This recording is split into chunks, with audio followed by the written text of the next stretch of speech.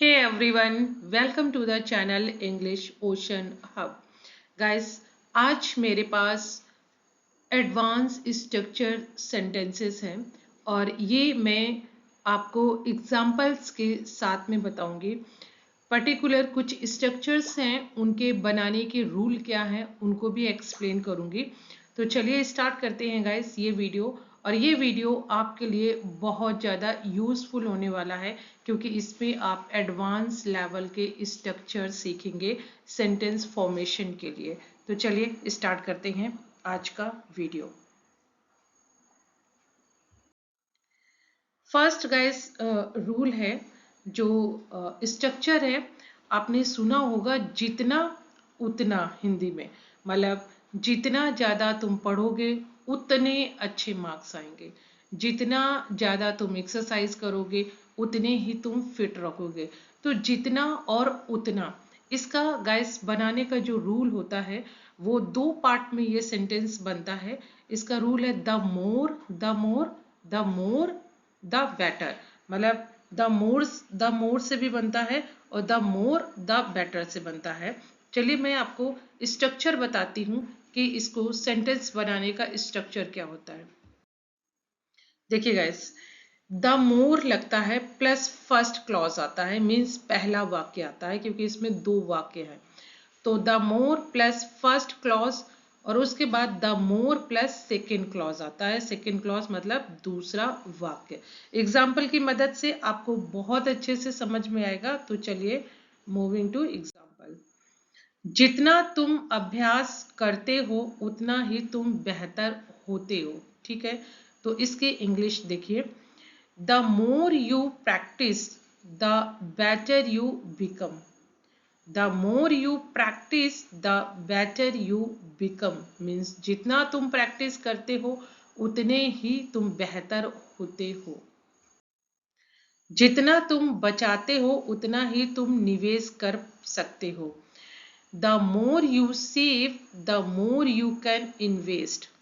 The more you can save the more you can invest. Invest मतलब निवेश करना, कहीं पे जमा करना। जितना तुम व्यायाम करते हो उतना ही तुम स्वस्थ महसूस करते हो। The more you exercise the healthier you feel. The more you exercise the healthier you feel. जितना पढ़ोगे उतने अच्छे नंबर आएंगे। The more you study the better marks you will gate. The more you study the better marks you will gate. तो ये guys था the more, जितना उतना। तो इसकी आप ढेर सारे ऐसे ही सेंटेंसेस सोचिए और उनकी प्रैक्टिस कीजिए। चलिए दूसरे स्ट्रक्चर की तरफ मूव करते हैं। और दूसरा स्ट्रक्चर है गाइस, करते करते बचा। मतलब करते करते बचना किसी चीज से, जैसे कि वो गिरते गिरते बचा। ठीक है, वो डूबते डूबते बचा। मैं गाड़ी से स्लिप होते होते बचा। तो जब होते होते बचा या करते करते बचा, जब वर्ब दो बार रिपीट हो रही है स्पेशली, उस तरीके के सेंटेंस का जो स्ट्रक्चर है गाइस, ये वैसे तो कई तरीके से बनता है, लेकिन एक आप तरीका अगर आप माइंड में रख लेंगे तो आप इजीली से बना पाएंगे। देखिए, तो इसके लिए बनता है सब्जेक्ट प्लस करते करते बचने के लिए नैरोली स्केप्ड का यूज होता है। Subject plus narrowly escaped plus verb की आईएनजी फॉर्म लगती है। ठीक है, एग्जांपल देखिए। हम बारिश में फिसलते फिसलते बचे। ठीक है, तो we narrowly escaped sleeping in the rain. Sleeping, sleep एक वर्ब है, तो ये अब आईएनजी फॉर्म में आ गई। Sleeping in the rain, we narrowly escaped sleeping in the rain. वह पानी में डूबते डूबते बचा। ठीक है, तो he narrowly escaped drowning in the water. Drown होता है डूबना, तो ड्राउनिंग इन द वाटर, वह पानी में डूबते डूबते बचा। उसके बाद गाइस तीसरा, आई थिंक ये आपको सेंटेंस आ गया कि होते होते कैसे बचने के लिए नैरोली स्केप्ड का यूज करते हैं। दूसरा गाइस ये आपका स्ट्रक्चर है हैविंग टू का। हैविंग टू का यूज होता है गाइस जब हम प्रेजेंट कंटिन्यूअस में कोई काम हमें करना पड़ रहा होता है बिना हमारी इच्छा के, तो वहाँ पे हैविंग टू का यूज होता है। ये एडवांस लेवल की इंग्लिश है, नहीं तो आदमी ऐसे ही मतलब बोल करके सिंपल सा कुछ बोल करके निकल जाता है। तो अगर आपको मतलब रिलेक्टेंटली कुछ करना पड़ रहा है तो वहां पे ये स्ट्रक्चर यूज होगा। स्ट्रक्चर क्या है? Subject plus helping verb means is am are was verb plus having to लगेगा इसमें। उसके बाद आपकी वर्ब फर्स्ट फॉर्म में आएगी प्लस ऑब्जेक्ट आएगा। चलिए एग्जांपल देखते हैं। हमें मीटिंग रद्द करनी पड़ रही है, ठीक है, करनी पड़ रही है। So we are having to cancel the meeting. We are having to, यहाँ पे देखिए बहुत सारे लोग हैविंग टू ना यूज करके we have to cancel the meeting ऐसे बोल देते हैं, लेकिन जब अगर कंटिन्यूटी आपको दिखानी है कि हमें मीटिंग कैंसिल करनी पड़ रही है तो we are having to cancel the meeting. मुझे नए नियमों का पालन करना पड़ रहा था, ये पास्ट में बनेगा। So I was having to follow the new rules. I was having to follow the new rules. I hope ये आपको समझ में आ गया।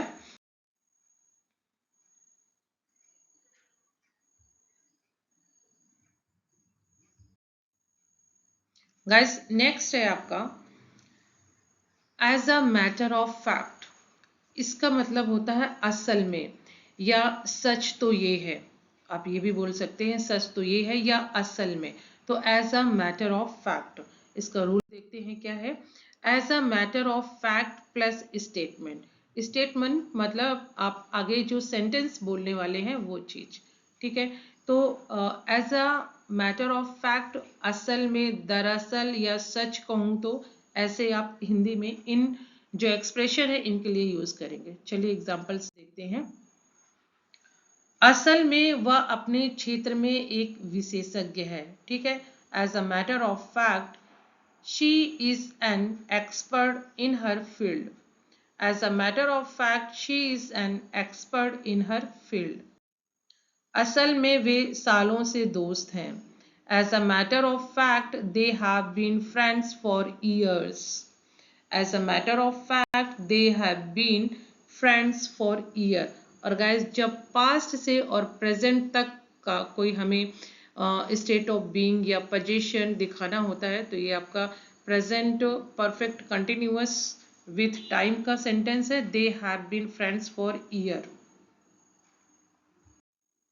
असल में मैं कल रात पार्टी में था। As a matter of fact I was at the party last night. As a matter of fact I was at the party last night. असल में मुझे वह बहुत पसंद है। As a matter of fact I like her very much. As a matter of fact I like her very much. Okay guys, I think ये clear हो गया। आगे बढ़ते हैं।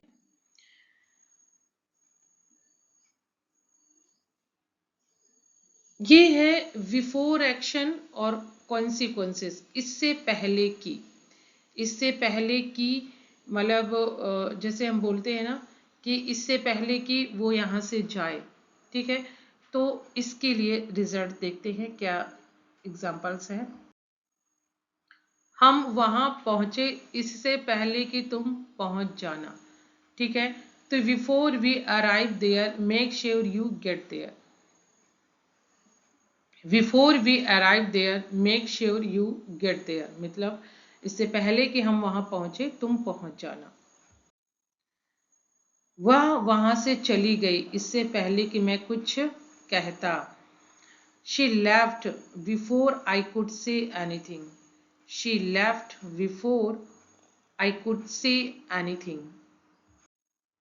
मेरी नजरों से दूर हो जाओ इससे पहले कि मैं कुछ कहूँ। Get away from my site before I से something. Get away from my site before I से समथिंग। मेरे पैसे लौटा दो इससे पहले कि मुझे गुस्सा आ जाए। Return my money before I get angry. Return my money before I get angry. By asking whom, इसका मतलब है किससे पूछ करके। जैसे हम बोलते हैं ना कि तुम वहां पे किससे पूछ करके गए, तुमने मेरा मोबाइल किससे पूछ करके छुआ, तुमने ये जंक फूड किससे पूछ करके खाया, ठीक है, तुमने ये रिपोर्ट किससे पूछ कर बनाई। तो जब किससे पूछ करके होता है उसके लिए स्ट्रक्चर यूज होता है आपका बाय आस्किंग whom। देखिए इसमें बाय आस्किंग whom लगेगा प्लस एक्शन, ठीक है, क्योंकि किससे पूछकर तुमने ये किया, किया मीन्स एक्शन, ठीक है, वर्ब। तो चलिए देखते हैं एग्जांपल्स। किससे पूछकर तुम मेरा फोन चला रहे हो, ठीक है, by asking whom are you using my phone, by asking whom are you using my phone. किससे पूछकर तुमने ये काम किया, by asking whom did you do this, by asking whom did you do this. किससे पूछकर तुमने यहाँ आने का फैसला किया, by asking whom did you decide to come here, by asking whom did you decide to come here. किससे पूछकर तुम ये बोल रहे हो, by asking whom are you saying this, by asking whom are you saying this. तो I think guys by asking whom clear हो गया। चलिए नेक्स्ट बढ़ते हैं। ये है कि अंदाजा नहीं है, यू हैव नो आइडिया या यू डोंट रियलाइज। हम बोलते हैं ना कि उसको कोई अंदाजा नहीं है कि वो किससे भिड़ रहा है, ठीक है, उसको कोई अंदाजा नहीं है कि वो कहाँ जा रहा है। तो इस तरीके की जो टोंटिंग वे होता है ना उसमें। चलिए स्ट्रक्चर देखते हैं। You have no idea plus what या दैट, और you don't realise plus what और दैट, मतलब कि कोई अंदाजा नहीं है कि। चलिए एग्जाम्पल से देखते हैं, अच्छे से समझ में आएगा। आपको अंदाजा नहीं है कि मैं कौन हूं, ठीक है, you have no idea who I am, you have no idea who I am. तुम्हें कोई अंदाजा नहीं है कि तुम किससे पंगा ले रहे हो, you have no idea whom you are messing with, you have no idea whom you are messing with। तुम्हें अंदाजा नहीं है कि तुम अभी कहाँ खड़े हो, you have no idea where you are standing right now, you have no idea where you are standing right now।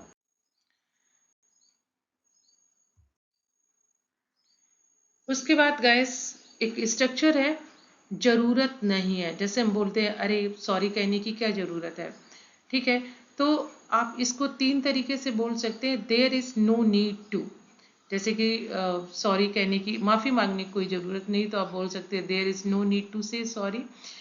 अब दूसरा आप बोल सकते हैं you don't need to, means हाँ यू डोंट नीड टू। और तीसरा है needless, needless to say sorry.